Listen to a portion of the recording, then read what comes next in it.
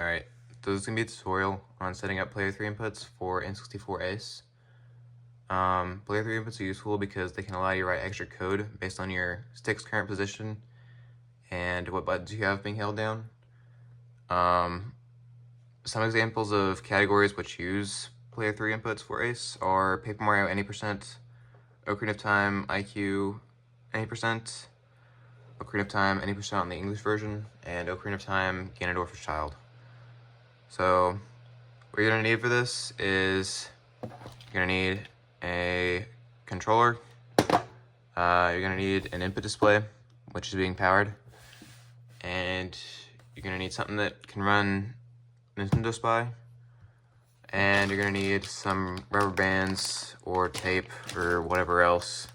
For me personally, I just use some thicker rubber bands and maybe some loose ones, depending on when I need them. And that should pretty much cover everything. So next you're going to go to this link, which I will post in the description.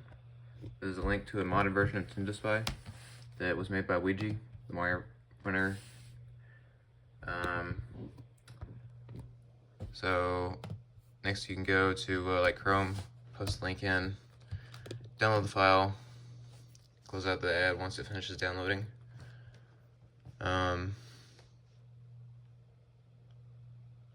And yeah, this version is going to show your X and Y values, your exact X and Y values as they appear in-game, which is useful for player 3 inputs, obviously, because those need to be pretty precise. So then you're going to extract it, and this should pop up. You're going to open up Nintendo Spy. Go ahead and run this anyway. And then this window should pop up. So you're going to select your controller source in Nintendo 64. COM port is whatever port you have your input display plugged into. And then you're going to control notches and the smiley face. There you go. And then this window should pop up. The top bar should say placeholder if your input display is not currently being powered. So I'm going to turn on my N64 to power it real quick. Okay. And now it should show X and Y. And the player or your inputs. So when I move my control stick around, you can see it moves around in sync pretty much with it. And what's nice is these values are perfect, 1-to-1 what your actual game shows. So yeah, it's pretty useful. So what you're gonna do now is you're gonna figure out what inputs you need to hold down. Just as an example, I'm gonna use the current IQ any % inputs for Ocarina of Time, which are X101, Y -52, and buttons A, C up, and C right being held down. So I'd recommend starting off with your buttons. So I'm going to take a rubber band, thick one, and I'm going to go ahead and hold down the A button. So I put around these 3 prongs, get over the control stick, and put it somewhere around here. It doesn't really matter that much. Get this held down better.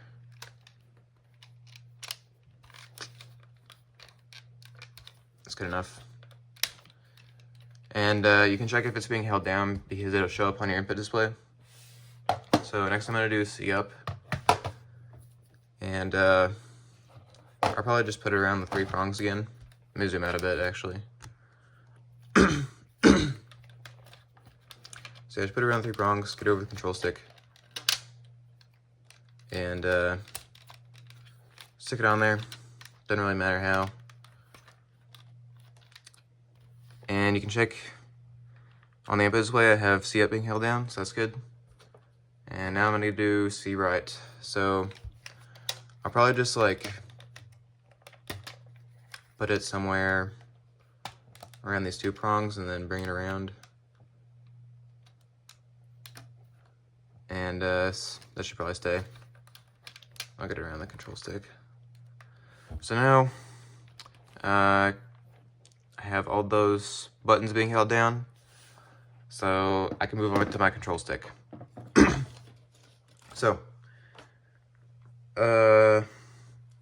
once you figure out what control stick values you need, For me, I'm gonna do x101, y -52. You're gonna figure out what direction on the control stick you need to hold for those inputs.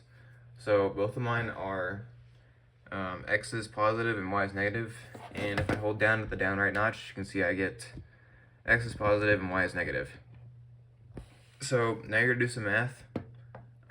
In order to get your notches past these values, you're gonna need to do something called a neutral reset, which is when while you hold the controller in one direction, you're going to press start, L and R, and that will set your control stick's position back to neutral. So then if you let go of the stick, you should get values that are way off from being center. And if you hold down into whatever direction you want, you should get huge values which are not normally possible within the stick's given range. So let me go ahead and neutral reset again to get my controller stick back to neutral. Okay, and now I'm gonna hold down right and figure out how far I need to go in the opposite direction, so that when I hold down back down into this notch, I get about the same values that I need for ace. So right now on the x-axis, I have x65. I need x101. So I'm going to subtract 55 from 101, which would be 36. And so then I'm going to take the opposite of 36, which is going to be negative 36, and I'm going to hold that for in the opposite direction once I go to a neutral reset.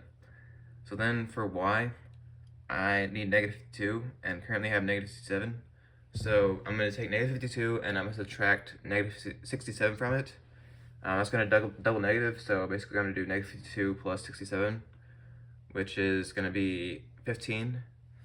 And then I would take the opposite of 15, which is negative 15, and hold that on the y-axis when I go to neutral reset. So now I have to go to negative 36, y negative 15. So 36. Doesn't have to be perfect, by the way, because you're going to have to do some manual adjustments anyway. Okay, and now just do your neutral reset. Start L and R. And there you go. Now you can let go of your stick. Stick should be somewhere in those area. And you can hold down into that notch, and you should get somewhere pretty close to those values. So now you're going to do is you're going to take your rubber band, move them out. Take a rubber band or something else that you can use to hold down your stick, and you try to get it to be hold down into whatever that notch is that you need. So I'm just going to hold my stick down to the down right notch and kind of loop it around the back of the controller. And as you can see, I'm pretty close to those values. Probably need to get it more down right, to be honest. Let me undo this. Pull it down about probably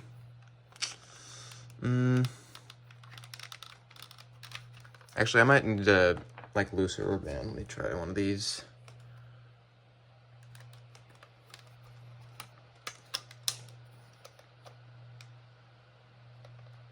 Still need to go a little bit farther on the y-axis.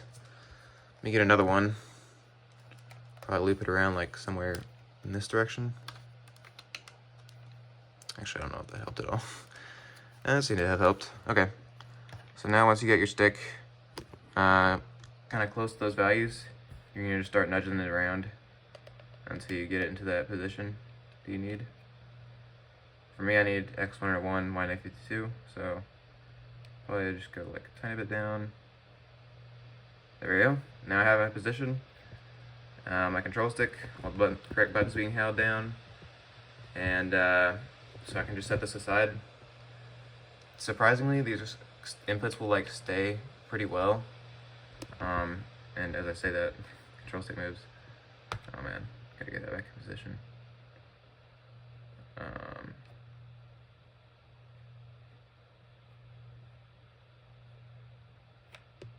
Dude, please.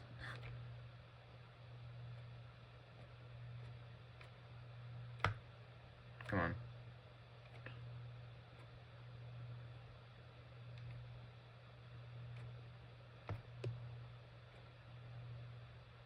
I'm just so close. My controller doesn't want to give it to me.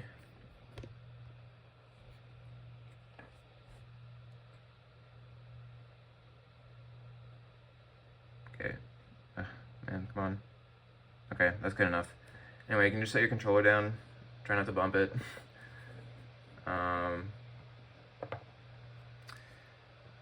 And those inputs should stay.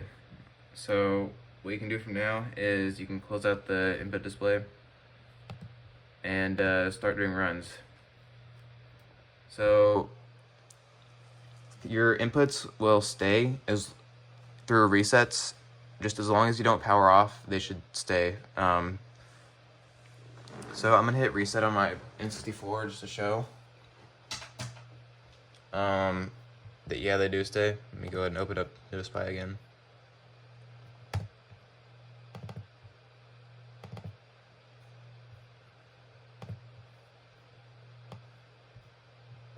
So you can see they're still staying just fine.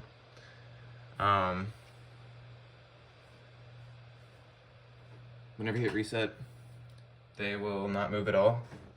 But if you power off your controller, or power off the N64, it's going to power off your controller too, which is going to force your stick to neutral reset, which is what you do not want. I think that should probably cover about everything.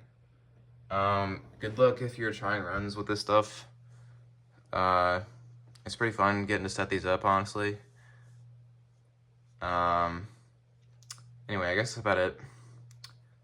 See ya.